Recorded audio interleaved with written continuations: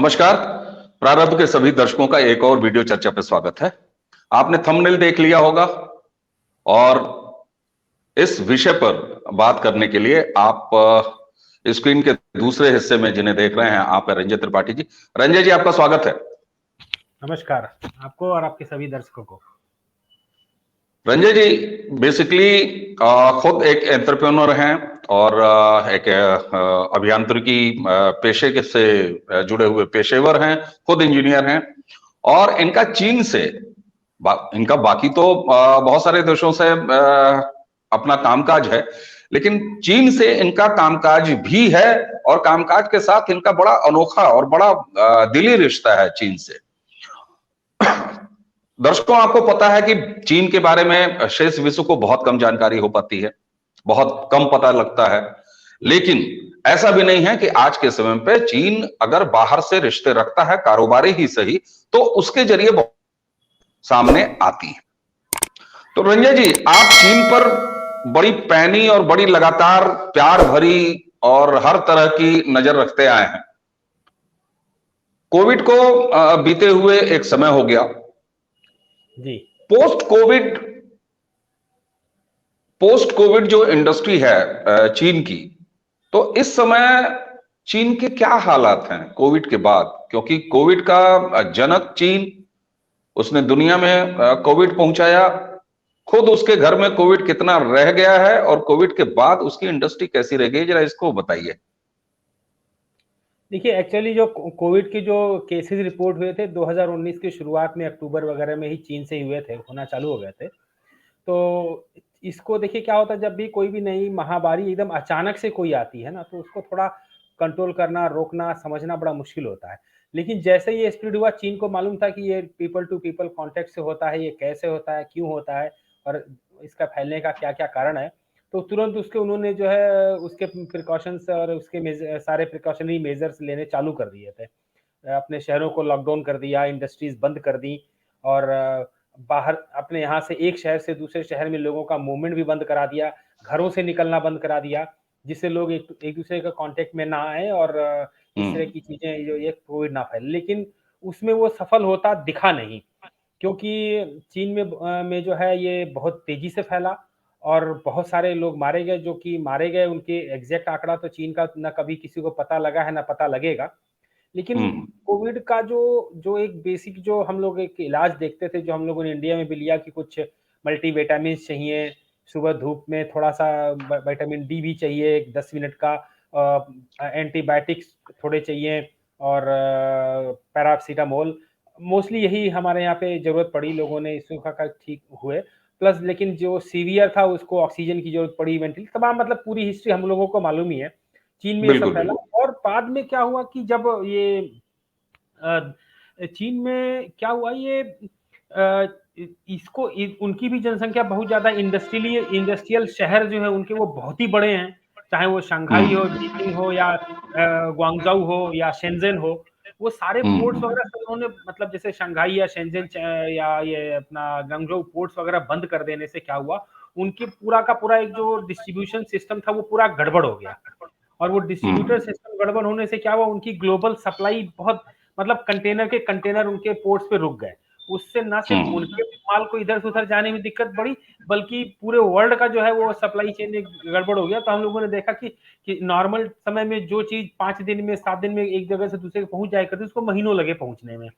उससे बहुत ज्यादा हौच हो गया और बहुत सारी इंडस्ट्रीज जो है वो चाइना के जो है लॉकडाउन में काफी लंबे समय तक रही। मतलब कि जो हमारा जो मतलब कांटेक्ट होता था लोग से, हालांकि मैं चाइना से ज्यादा इंपोर्ट करता नहीं हूँ सामान, लेकिन क्योंकि कई चीजें ऐसी हैं जो आप जो करनी पड़ेंगी, कुछ स्पेयर पार्ट्स हैं या इलेक्ट्रॉनिक पार्ट्स हैं जो वहीं से ही पूरे वर्ल्ड में जाते हैं, तो करनी ही पड़ेंगी चीजों का मैन्युफैक्चर करने के लिए।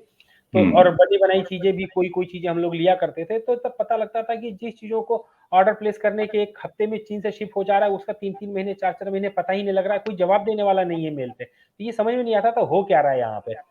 तो उस समय चाइना में तो मुझे हम ये बताएं कि अगर इस साल के एंड, मतलब 2021 के एंड तक चाइना में सप्लाई वगैरह का बहुत ही बुरा सिस्टम रहा। फिर उसके बाद अच्छा।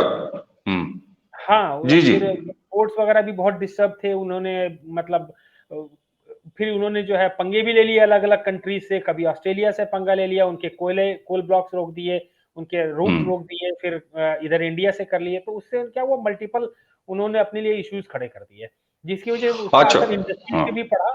और वो जो हम्म। इंडस्ट्रियल जो उनका जो एक जो ग्रोथ चल रही थी और जो इंडस्ट्री में प्रोडक्शन चल रहे थे, वो भी बहुत बुरी तरह से प्रभावित हुए। तो हालाँकि एक्चुअल इन्फॉर्मेशन चाइना के डेटा तो कभी मतलब मिलता नहीं है, गवर्नमेंट कोई आंकड़ा रिलीज़ बिल्कुल। करती नहीं है कि क्या हो रहा है, क्या नहीं हो रहा है। लेकिन ये है कि इंडस्ट्रीज़ पे उनके ग्रोथ पे बहुत ज़्यादा बुरा असर पड़ा। हाँ जी। तो होता है ना कि आप कांटा अगर दूसरों के लिए बोते हैं तो फिर आपके रास्ते में भी कांटे उसी समय बोए जा रहे होते हैं। ज़रूर। तो ये एक प्राकृतिक न्याय संभव हो सकता है चाइना के साथ जो हुआ। और उसने अगर पूरी दुनिया में पर कोविड लादा या उसकी वजह से लद गया, ये अलग एक विषय है। तो आपके हिसाब से इंडस्ट्री काफी वहां पर डिस्टर्ब चली, और चूंकि चाइना एक बड़ा सप्लायर है शेष विश्व को, और वो ऐसी जगह पर अगर सप्लाई चेन डिस्टर्ब हो जाए तो इसका माने समझा जा सकता है, और वो देखा भी हम लोगों ने। अच्छा, जिस वजह से अब मैं आपसे ज्यादा बात करने में उत्सुक हूं, वो ये है सेमी कंडक्टर को लेके बवेला मचा हुआ है। उसमें अमेरिका भी इन्वॉल्व दिख रहा है, और उसमें तमाम और भी देश, और चीन तो खैर है ही है, क्योंकि चीन और ताइवान जो है वो दो ऐसे देश हैं जो सबसे ज्यादा सेमी कंडक्टर का निर्माण करते हैं, यानी उत्पादन करते हैं, है ना। उस तो ये सेमी कंडक्टर का झमेला क्या है जो नया नया आया है, और सेमी कंडक्टर कितना महत्वपूर्ण है आज के समय में पूरे विश्व के लिए, पूरे विश्व के व्यापार के लिए, इंडस्ट्री के लिए, या कंज्यूमर एंड पे, जरा इस पर बताइए। देखिए सेमीकंडक्टर जो हम लोग मतलब आम भाषा में बात कर रहे हैं, जो चिप जो हम लोग बोलते हैं, हम लोग जितनी भी चीज़ें इस प्रयोग में ला रहे हैं, चाहे वो टीवी हो, मोबाइल फ़ोन हो, हमारे कंप्यूटर हो, लैपटॉप हो, मतलब इलेक्ट्रॉनिक्स का कोई भी चीज़ हम यूज़ करें, उसमें जो छोटे-छोटे, काले-काले अलग-अलग इलेक्ट्रॉनिक कंपोनेंट्स दिए रहते हैं, उसको चिप बोलते हैं। ठीक है? अच्छा। और वो ऐसा नहीं है कि वो चिप बोल दिया तो हर चीज़ डिफाइन हो गया, हर चीज़ अलग होता है। कोई हम्म। माइक्रो कंट्रोलर अलग है, कोई इंटीग्रेटर अलग है, डिफरेंशिएटर अलग है, रेजिस्टेंस अलग है, कैपेसिटर, मतलब ये जितने भी इलेक्ट्रॉनिक टर्म्स होते हैं, चीज़ छोटी-छोटी वो अलग होती है। सबकी रेटिंग होगी कि ये इतने फैराड का है या ये इतने एम्पियर का है, ये मतलब तो बहुत होती है। एक पर्टिकुलर अगर हम खाली एलईडी की बात करें तो 1 लाख टाइप की एलईडी आप निकाल सकते हैं, अगर देखा जाए तो। इतनी वेवलेंथ, इतना पावर, इतनी इंटेंसिटी, इतना ये कलर मल्टी कलर, मतलब इस टाइप की। तो चिप मैन्युफैक्चरिंग जो है एक और मोस्टली ये तो अजय सिलिकॉन सेमीकंडक्टर वेफर पे इनकी होती है। और इसको जो है चलिए ज़्यादा टेक्निकल बात नहीं करते हैं। तो ये जो है इसकी मैन्युफैक्चरिंग के लिए बहुत ज़्यादा स्पेशलाइज्ड इक्विपमेंट्स की, फैक्ट्रीज़ की, बहुत बहुत ही सोफिस्टिकेटेड क्लीन रूम्स की, और बहुत ही स्किल्ड मैन पावर की ज़रूरत पड़ती है। तो इसमें क्या होता है, चिप को डिज़ाइन होता है, एक ही छोटी चिप पे पूरा बड़ा-बड़ा सर्किट को डिज़ाइन करना है, एक अकेला चिप जो है मल्टीपल काम करेगा। तो उसको बोला जाता है research and design and architecture. ये कुछ लोग और करते हैं। और जब ये डिज़ाइन के बाद में जब ये आर्किटेक्चर के बाद में डिज़ाइन वगैरह तैयार हो जाता है, तो इसको दिया जाता है फैब्रिकेटर को। हम्म। सुन रहे हैं अवनीश जी हैं? जी जी बिल्कुल। हाँ, तो वो फैब्रिकेटर को फैब्रिकेशन में जाता है। तो देखिए डिफरेंस ये था कि जो डिज़ाइन एंड आर्किटेक्चर, मतलब जो इंटेलेक्चुअल प्रॉपर्टी होती है, वो मोस्टली बहुत सारी अमेरिकन कंपनीज के पास थी। और जैसे कि हम हर अदर इंडस्ट्रीज जो होती हैं, उन अदर इंडस्ट्रीज में भी हम देखते हैं कि भाई कोई भी चीज अगर बनेगा तो उसका कच्चा माल की भी सप्लाई होनी चाहिए। तो उसकी हम्म। सप्लाई भी बहुत ज्यादा अमेरिकन कंपनीज के हाथ में, जैसे अप्लाइड मटेरियल्स हो गया, रिसर्च में लैम रिसर्च करती थी, केएलए ग्रुप करती है, या नेशनल सेमीकंडक्टर है, इंटेल है, मोटरोला है। बहुत सारी ऐसी कंपनीज हैं जो अमेरिकन है और जो डिजाइन करती हैं। जैसे हम लोग जो मैन्युफैक्चरिंग में करते हैं कुछ इलेक्ट्रॉनिक आइटम, तो हमने पर्टिकुलरली एक सर्किट अगर डिजाइन किया, डिजाइन करने और हमने कोई XABC नाम का कोई कंपोनेंट लगाया, तो पता लगता है कि 3 महीने के बाद में उस एबीसी कंपोनेंट का स्ट्रक्चर चेंज हो जाता है, सर्किट को चेंज करना पड़ जाता है। तो ये चीजें कंपनीज करती रहती हैं, बार-बार करती रहती हैं, जिससे कि वो मतलब किस को कोई कॉपी ना करे उसके प्रोडक्ट्स को, या अगर कॉपी करे जब तक कि वो कॉपी करके ला रहा है तब तक वो मॉडल पुराना हो गया या उसका आउटपुट पुराना हो गया, ये नया आ गया। इसीलिए आप देखेंगे कई बार सॉफ्टवेयर भी अपग्रेड हो जाते हैं, क्योंकि अगर आपने कोई पूरी की पूरी उसकी आर्किटेक्चर चेंज कर दिया तो उसी हिसाब से आपके सॉफ्टवेयर जो कोडिंग है वो भी चेंज करना पड़ जाएगा, तो ऑटोमेटिक आपको अपडेट्स मिल रहे हैं। ये सब चीजें पार्ट ऑफ ऑल ये। तो क्या होता है कि चीन में इस चीज की फैब्रिकेशन बहुत ज्यादा होती थी। अब क्या हुआ है रिसेंटली, 7 अक्टूबर को जो है, हुआ तो पहले भी होगा, लेकिन 7 अक्टूबर को अचानक से एक बहुत बड़ी कंपनी है नीदरलैंड बेस्ड कंपनी है, हालांकि वो अमेरिकन कंट्रोल कंपनी है, ASML बोलते हैं। वो एकमात्र ऐसी कंपनी विश्व में जो वो मैन्युफैक्चरिंग मशीनें बनाती है प्रोडक्शन स्केल की, जिसको प्रयोग करके ये चिप बनाए जाते हैं। अच्छा। हाँ, अगर वो आपको मशीन नहीं देगी तो आप जिंदगी में चिप नहीं बना पाएंगे, कोई नहीं बना पाएगा। ठीक है, तो यही कंपनी के पूरे वर्ल्ड में जहां कहीं भी चिप मैन्युफैक्चरिंग हो रही हो, चाहे वो ताइवान हो रहा हो, कोरिया में हो रहा है, कहीं पर उसको यही कंपनी जो है अपने लिथोग्राफी मशीनरीज और वेफर क्लीनर्स वगैरह ये सब इंडस्ट्रियल स्केल पे देती है। अचानक से 7 अक्टूबर को ASM की वेबसाइट पे आ गया कि उन्होंने अपने चीन में, अब क्या होता है, अब एक चीज और इसमें समझने के लिए है, जब आप मैन्युफैक्चरिंग कर रहे हैं, बराबर मैन्युफैक्चर कर रहे हैं, तो कुछ टाइम के बाद में जिस डाइज में या जिस आर्किटेक्चर पे या जिस पर्टिकुलर खांचे में आप उसको मैन्युफैक्चर करते हैं वो वियर एंड टियर हो जाएगा। तो आपको एक पर्टिकुलर बैच के बाद में आपको नई टूलिंग उठानी पड़ेगी, नए उसके खांचे उठाने पड़ेंगे। तो क्या होगा, आपने अभी तो मैन्युफैक्चर कर दिया, नेक्स्ट डालने के लिए आपको जैसे ही टूलिंग की जरूरत पड़ रही है आपके पास टूल अवेलेबल नहीं है, और वो टूल्स वही प्रोवाइड करेगी कंपनी। तो ASM ने क्या किया, अचानक से 7 अक्टूबर के वेबसाइट पे लिख दिया कि चाइना की कंपनी जो वहां पे जो चिप मैन्युफैक्चरिंग कंपनी है उसको ना वो स्पेयर पार्ट्स देंगे, ना वो टूलिंग देंगे, ना कोई सर्विसेज देंगे, ऑलरेडी सप्लाइड मशीन पे कोई सर्विसेज भी नहीं देंगे। और जी। जो भी वहां पे एम्प्लॉइज हैं उनके कंपनी के जो ये सब काम कर रहे हैं उनको उन्होंने रिकॉल कर लिया। और फिर उसके बाद में ये भी यूएस की तरफ से हो गया कि जितने भी यूएस की कंपनीज हैं जो जो अमेरिका में हैं, जो बड़ी कंपनी है, चाहे अमैट हो या इंटेल मोटरोला, ये सब की कंपनीज हैं, वो they should come back to US, और उनमें जो एम्प्लॉइज काम कर रहे हैं, इंजीनियर्स, आर्किटेक्चर, डिजाइनर्स, और सब लोग वापिस अमेरिका आ जाएं, और उनको चाइना छोड़ना होगा। उनको चॉइस दे दिया, either you keep your job in China और you lose your US citizenship. तो 12 तारीख को एक बहुत बड़ा चंक काफी बड़ी कंपनी का लौट गया अमेरिका। अभी 14 तारीख को जो है अप्लाइड मटेरियल्स करके एक बहुत बड़ी कंपनी है जो कि सेमीकंडक्टर मैन्युफैक्चरिंग में एक बिग जाइंट है, उसके भी लोग 14 तारीख को वापस अमेरिका आ गए। इससे क्या हो गया कि अब चाइना में जो फैब्रिकेटर कंपनियां थी वो पिछले 7 दिन से एकदम ठप पड़ी है, नो चिप मैन्युफैक्चरिंग हो नहीं पा रहा है, और ठीक है। ये एक बहुत बड़ा कारण है अभी जो अच्छा, चल रहा है। ये हाँ, तो अमेरिका चूंकि उसका R&D जो है वो पूरा अमेरिकन कंपनियों के पास है, भले मैन्युफैक्चरिंग चीन में हो रही होती है सेमीकंडक्टर की, तो ये वजह है कि अमेरिका ने जब अपने लोगों को या अपनी कंपनियों को वापस बुलाया है, तो उसके बाद ये उथल पुथल सेमीकंडक्टर मैन्युफैक्चरिंग मार्केट में आई है। जी, लेकिन अमेरिका ने ऐसा किया क्यों है? तो क्या उनका वजह जो, है? हाँ, उनका जो अभी है, एक तो वो कह रहे हैं कि बहुत सारी चीजें उनकी जो है चाइना में कॉपी हो जा रही हैं, वो लोग R&D करके बनाते नहीं है, R&D वगैरह सब इन्होंने करी और उन्होंने कॉपी कर लिया। एक तो ये एक जो बात दिया जाता है, तो इसलिए वो अपने इंटेलेक्चुअल प्रॉपर्टी राइट्स को कंट्रोल कर रही है, अपना सारे इंटेलेक्ट अपने पास वापस लेंगे। प्लस उनका ये कहना है कि हम ये सारी चीजें हम इन हाउस यूएस में ही बनाएंगे, नॉट इन चाइना, और जो भी वहां पे वो यहाँ पे चालू कीजिए और हम अपने लोगों को एम्प्लॉय करेंगे, एंड हम अपने कंट्री के बारे में सोचेंगे, why we should think of others. Plus एक और भी चीज है कि रिसर्च एंड डिजाइन के साथ में अब शायद इस पूरे ग्लोबल सप्लाई चेन पे भी यूएस जो है अपना कंट्रोल रखना चाह रहा है चिप का, क्योंकि चिप के बिना आज की डेट में आप life you can not imagine. ठीक है, अच्छी बात है। चिप के बिना आज लाइफ इमेजिन नहीं की जा सकती, ये मान लिया।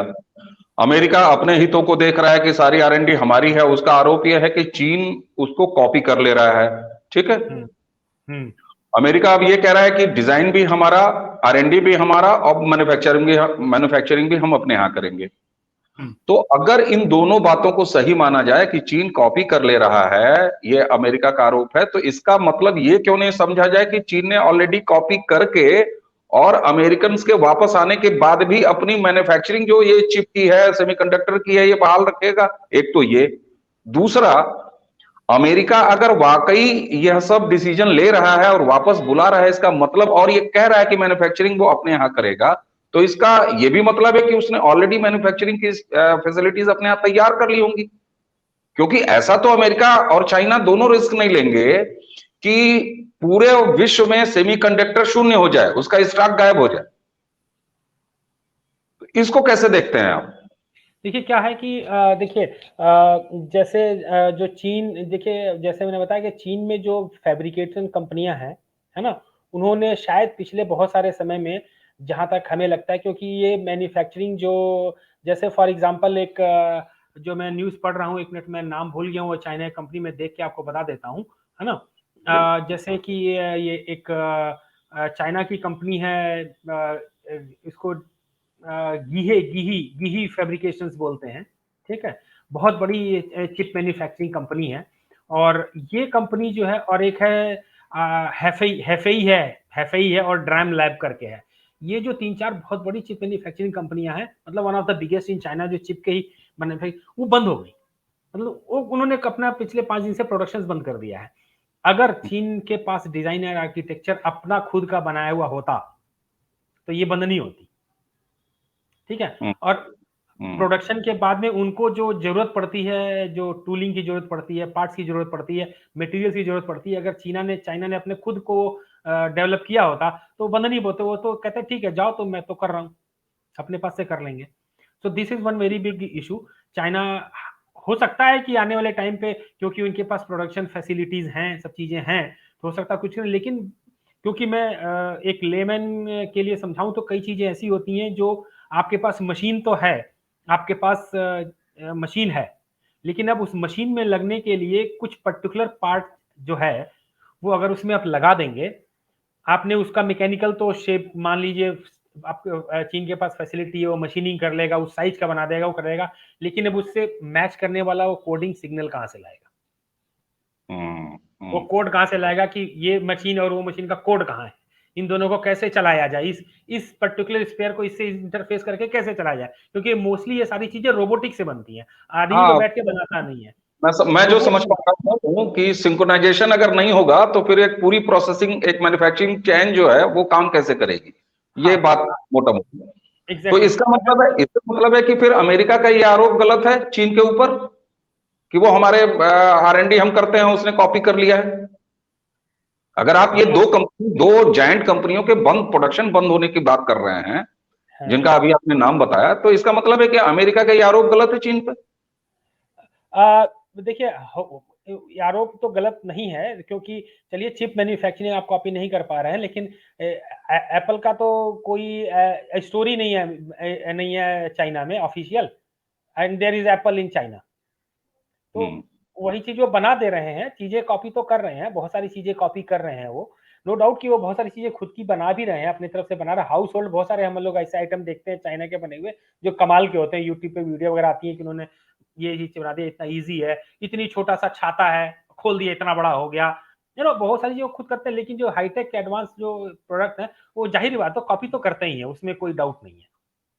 ठीक है, फिर अमेरिका अमेरिका ने ये ऐसा अचानक किया क्यों, इतना बड़ा झटका? देखिए देखिए क्या होता है कि इसकी हिस्ट्री पीछे से देखा जाए ना, डोनाल्ड ट्रंप के टाइम से। देखिए, एक आपको याद होगा, एक हुआई कंपनी है, हुआई, जिसको इंडिया ने भी बैन किया, और फिर शायद इसके बाद ये फ्रांस में बैन हुई, और उसके बाद में ये डोनाल्ड ट्रंप के टाइम पे ये यूएस में बैन होगा, क्योंकि ये कंपनी, जो ऐसी कंपनी जो बोला था कि अगर ह्यूई के कम्युनिकेशन सिस्टम्स आपके पास लग गए, तो आपका जो बोल रहे हैं, बतिया रहे हैं, वो सारा चाइना पहुंच जाता था। जासूसी कंपनी की तरफ से एक तरह से थी। तो ह्यूई को यूएस में बंद होते, ह्यूई के स्टॉक्स इतने ज्यादा गिर गए, ह्यूई बहुत बुरी तरह से नुकसान में आई कंपनी। तो क्या होता है कि बहुत सारे ऐसे रीजंस हैं। पहला तो उन्होंने यही रीजन दिया है कि ये सब अब हम इन हाउस करेंगे और अपने यहाँ पे करेंगे, जिससे हमारे यहाँ पे एम्प्लॉयमेंट बढ़ेगा, और हमारा जो है, और दूसरा, जाहिर सी बात है, अमेरिका जो है वो अपना कंट्रोल करना चाह रहा है चीजों के ऊपर में। अमेरिका कंट्रोल करना चाह रहा है चीजों पे। चलिए, चाइना सप्लाई कर रहा था, अब मैन्युफैक्चरिंग उसके यहाँ नहीं होगी तो सप्लाई नहीं कर पाएगा, अमेरिका कंट्रोल करना चाह रहा है, ये सब हो रहा है। अब इन दोनों के आपसी इस नए बवाल में जो कि चिप को लेके हो रहा है, बड़ी छोटी सी चीज को लेके बहुत बड़ा सा बवाल ये मच रहा है। तो इसका ये बताइए पूरे विश्व पे इसका क्या असर होने वाला है, जो देखिए सीधा आने देख। वाले देखिए आने वाले टाइम पे देखिए, अगर देखिए अभी तो इतनी खबर नहीं है, लेकिन शायद अगले 2 हफ्ता 10 दिन या 15 दिन में पता लग जाएगा कि एक्चुअली अब यूएस में हो क्या रहा है। ठीक है, तो बहुत होगा तो अगर मान लीजिए कोई पर्टिकुलर, अभी इस बीच में भी हम लोग जैसे हम लोग जो काम करते हैं, तो प्री कोविड जिस चिप को लगभग 570 रुपए या 600 रुपए में लिया जाता था, वो 3,500 की हो गई थी अभी।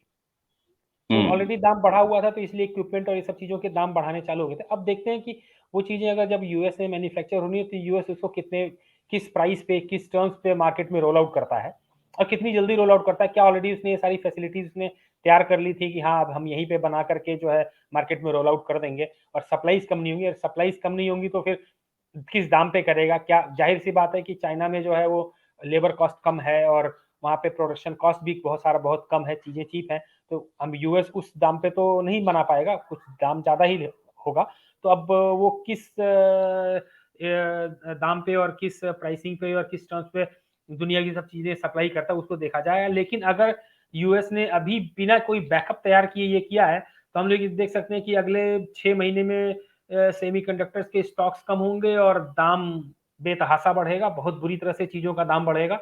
जो और इससे जो है बहुत बड़ी हर चीज़ में ग्लोबल मंदी आएगी ना, क्योंकि चिप माने तो खाली चिप नहीं है।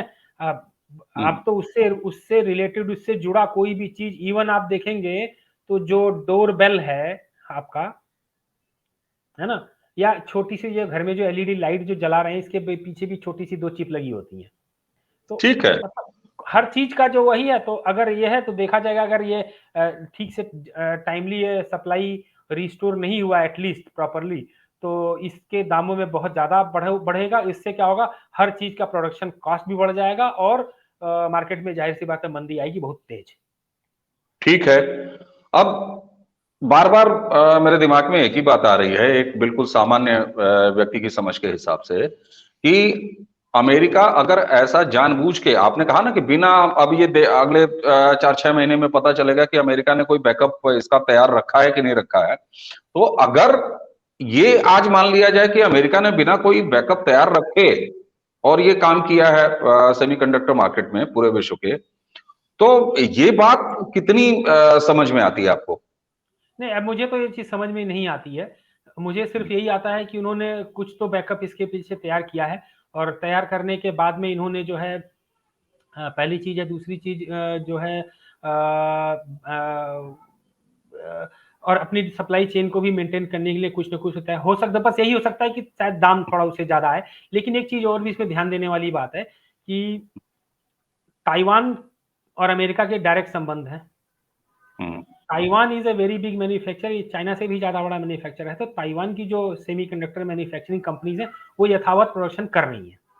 बिल्कुल। पहली चीज। दूसरी चीज ये है कि ताइवान में कुछ कंपनीज ऐसी हैं, जैसे टीएसएमसी करके है या और भी कंपनीज हैं, वो कंपनीज अब इतनी ज्यादा चिप मैन्युफैक्चरिंग में एडवांस हो चुकी हैं कि उनके पास डिजाइन और आर्किटेक्चर भी है। तो ठीक वो है। कर रहे हैं। तो और दूसरी चीज, अगर हम तीसरा अगर आगे कंटिन्यू कर लें, तो साउथ कोरिया भी जो कंपनी है, वो भी अपने चिप बनाती है। स्पेशली सैमसंग है, उसने बहुत सारे उसके चिप मैन्युफैक्चरिंग में बहुत आगे है वो। और भी कई चाइनीज साउथ कोरिया की कंपनीज हैं। लेकिन मेन चीज ये है कि क्योंकि चाइना का वैल्यू एडिशन बहुत बड़ा होता था, तो जाहिर सी बात है कुछ तो झटका लगेगा ही मार्केट को। ठीक है, कुछ तो झटका लगेगा। और ऐसे में जब ताइवान का जिक्र है, ताइवान पे हम लोगों ने इतनी बात की और कोरिया पे भी बात की, तो जिस अमेरिकी बैकअप प्लान की बात हम कर रहे थे, कोई ऐसा तो नहीं है कि ये ताइवान और कोरिया ही उसका बैकअप प्लान है? पता नहीं, ये अभी तो तो पता नहीं है। मुझे लगता है अगले 15 से 20 दिन या महीने में तो सब पता लग के आएगा कि क्या बैकअप प्लान है, क्या ठीक है। चीजें। ठीक है। अब चलिए हम चाइना से शुरू हुए, चाइना से शुरू होकर अमेरिका गए, अमेरिका के इस बदमाशी पे गए, चाइना और अमेरिका के आपसी उस पे गए, ताइवान भी हमने बात कर लिया, हमने कोरिया भी बात कर लिया, लेकिन बात तो हमको कर लेनी है भारत पर भी। अब ये बताइए कि अगर पूरे ये ग्लोबल मामला आएगा और चिप की कमी होगी या चिप महंगे होंगे, तो आज जो मेक इन इंडिया की बात चल रही है और जिस मेक इन इंडिया के तहत जो है भारत में मैन्युफैक्चरिंग को बहुत ज्यादा बल दिया जा रहा है और उस पर बार बार फोकस है, तो पहले तो दो चीज, ये दो आखिरी बात आपसे पूछूंगा ये इस चर्चा को समाप्त करने से पहले, कि भारत पर क्या असर पड़ेगा इस पूरे बवेले का, जो चिप को, छोटी चिप को लेके बड़ा बवेला है, छोटा पैकेट बड़ा धमाका अगर होने जा रहा है, तो भारत पर क्या इसका असर पड़ेगा, पहली चीज ये। और दूसरी चीज कि मेक इन इंडिया जब हम 8 सालों से इस सरकार के तहत एक अलग तरीके का फोकस देख रहे हैं, तो हम चिप मैन्युफैक्चरिंग में कब आ रहे हैं या हमारी क्या तैयारी है, ये दो बातें आप बताएं। हाँ देखिए, अभी अगर सही बोले तो हम अभी चिप मैन्युफैक्चरिंग में हम अभी कहीं नहीं है आज की डेट में। हमारे पास कुछ अच्छी कंपनीज हैं सॉरी कुछ अपनी कंपनीज हैं जो हैं, मतलब लगभग शायद पिछले कई सालों से हैं। लेकिन जैसे मैंने आपको बताया कि चिप माने बहुत सारा चिप, मतलब एक दो छोटे छोटे नहीं हो सकते। कुछ कंपनीज हैं जो एक दो चार चिप बना रही हैं। जैसे एक जापानीज कंपनी, उसकी सब्सिडरी है तमिलनाडु में, ठीक है, पॉलीमैटेक करके है, हाँ पॉलीमाटेक करके है, वो जापानीज कंपनी, उसी की सब्सिडरी है। फूजी की कंपनी है वो, फूजी ग्रुप की कंपनी है, और उन्होंने कुछ बनाना चालू किया है। और शायद पिछले 5 या 6 साल या 7 साल से इंडिया में हैं। तो पहले वो सिर्फ एलईडी चिप्स करते थे, अब उन्होंने कुछ माइक्रो कंट्रोलर और कुछ और चीज़ों पे शायद इस पिछले 5-6 महीने में घुसे हैं। तो कुछ एक इंडिया की अपनी खुद की एक एएसएम बैंगलोर में बेस्ड कंपनी है, वो भी कुछ चिप्स बनाती है। सीडीआईएल है, वो सीडीआईएल करके इंडिया की कंपनी है जो बहुत सारे power controllers, power based electronic based chips बनाती है। लेकिन जितना ये 8-10 कंपनी भी बना रही है, टाटा एलेक्सी है, जितना ये बना रही है अभी वो सफिशिएंट नहीं है। हमें तो वीएलएसआई डिजाइन वाले चिप चाहिए ना, मल्टी इंटीग्रेशन वाले चाहिए, बिग प्रोसेसर्स चाहिए, ये सब चाहिए। अभी हम उसमें नहीं है। लेकिन आने वाले टाइम पे जैसे वेदांता ग्रुप है, उसने जो है ये टीएसएमसी के साथ में शायद कुछ जॉइंट वेंचर किया, और गुजरात में कुछ $10 बिलियन या कितना इन्वेस्टमेंट करके चिप मैन्युफैक्चर। लेकिन वो टाइम लगता है, क्योंकि चिप बनाना आपका पूरी कार बनाने की फैक्ट्री खड़ी करने से भी ज्यादा कॉम्प्लिकेटेड है, क्योंकि उसके अंदर में बहुत सारे हाईली सोफिस्टिकेटेड इक्विपमेंट्स के साथ में जो एनवायरनमेंट कंडीशन होती है वो हाईली क्लीन होना चाहिए। उसको क्लीन रूम बोलते हैं, जिसके अंदर में पूरी की पूरी सेटअप होती है। तो टाइम लगेगा, लेकिन अपॉर्चुनिटी है ये अपने पास। बस ये देखना है कि ये जो है हम कितना अपने तरफ खींच सकते हैं। मतलब कि हम ताइवान की कुछ कंपनी कितना खींच सकते हैं। साउथ कोरिया से हमारे रिलेशन, बिजनेस रिलेशन बहुत ही अच्छे हैं, चाहे बिजनेस हो या कल्चरल रिलेशन हमारे बहुत अच्छे हैं। हमारा को साउथ कोरिया से कभी किसी टाइप का किसी रिश्ते में भी कुछ नहीं रहा, हमेशा सदा रहा है। तो there are good companies in South Korea, उनको हम लोग यहाँ पे बुला सकते हैं कि ठीक है भाई, आइए मैन्युफैक्चरिंग चालू कीजिए। और ये देखते हैं ये अमेरिकन कंपनीज में से कौन, अभी तो पता नहीं क्या सिचुएशन है, वो कौन कंपनीज है। हालांकि जो कंपनीज का मैंने नाम लिया है, उन वो कंपनीज बड़े अच्छे तरीके से इंडिया में भी ऑपरेट करती हैं, but they are not into chip manufacturing. आपको जान के हैरानी होगी कि जो हम डिजाइन एंड मैंने फैब्रिकेशन की, डिजाइन एंड आर्किटेक्चर की बात कर रहे हैं, ये जो बड़ी बड़ी कंपनी है, इनके डिजाइन आर्किटेक्चर इंडिया में ही है। हमारे का रिसर्च एंड सेंटर तो बैंगलोर में ही है। हमारे इंजीनियर बहुत सारे उसमें काम कर रहे हैं, जो उनकी बना करके दे रहे हैं। ये डिपेंड करता है कि अब आगे इसकी में आगे जो है वो हम लोग इसको फर्दर फैब्रिकेशन पे कैसे लेके जाते हैं, वो देखना पड़ेगा। कैसे कैसे कदम उठाते हैं, वी विल सी कि ठीक है, कितना हम तो ला सकते हैं। बिल्कुल बिल्कुल आपने कारपोरेट की बात के पहल की बात की भारत में। अब इसी के साथ मेक इन इंडिया के तहत अगर सरकार की भूमिका और सरकार के कदम अगले क्या हो सकते हैं, या अगर कोई कदम उठाई हो सरकार पिछले कुछ दिनों में या कुछ सालों में इस चिप मैन्युफैक्चरिंग के क्षेत्र में, या इसको बढ़ावा देने के लिए, इसकी कोई जानकारी? हाँ नहीं, गवर्नमेंट ऑफ इंडिया ने तो शायद मेरे ख्याल से last year he, I think beginning of 2021 ही कुछ एक बहुत बड़ा पैकेज लाई थी। क्या कुछ 70,000 करोड़ रुपीस का स्टार्टिंग पैकेज लाई थी कि हम ये पैकेज ये सेमीकंडक्टर इंडस्ट्रीज लगाने के लिए कॉर्पोरेट को इनवाइट कर रहे हैं, जिसको चाहिए वो हमसे फंड्स ले ले, हमसे सब्सिडीज ले, हाँ ये सब चीजें ले। और हम उन्होंने बोला आप यू कम टू इंडिया, आप जहां जाना चाहें वहां पे। तो आपने पीछे देखा होगा छोटा सा नोक झोंक भी हुआ था महाराष्ट्र और गुजरात में कि नहीं, हम यहाँ पे आएगी चिप कंपनी, यहाँ पे आएगी। तो अल्टीमेटली गुजरात चली गई वो वेदांता टीएसएमसी। और अभी बैंगलोर में, कर्नाटका में बहुत हैं, उधर चेन्नई में भी इस पे वर्कआउट हो रहा है। तो जो गवर्नमेंट है उन्होंने तो ऑलरेडी एक पैकेज तो अनाउंस किया और उसको शायद 2 बार या 3 बार वो लोग अपडेट भी कर चुके हैं तब से कि ठीक है, ये ठीक नेक्स्ट है। स्टेज है, ये स्टेज पे सब्सिडी देंगे, ये देंगे, हम ये फैसिलिटीज देंगे, वो किया हुआ है उन्होंने।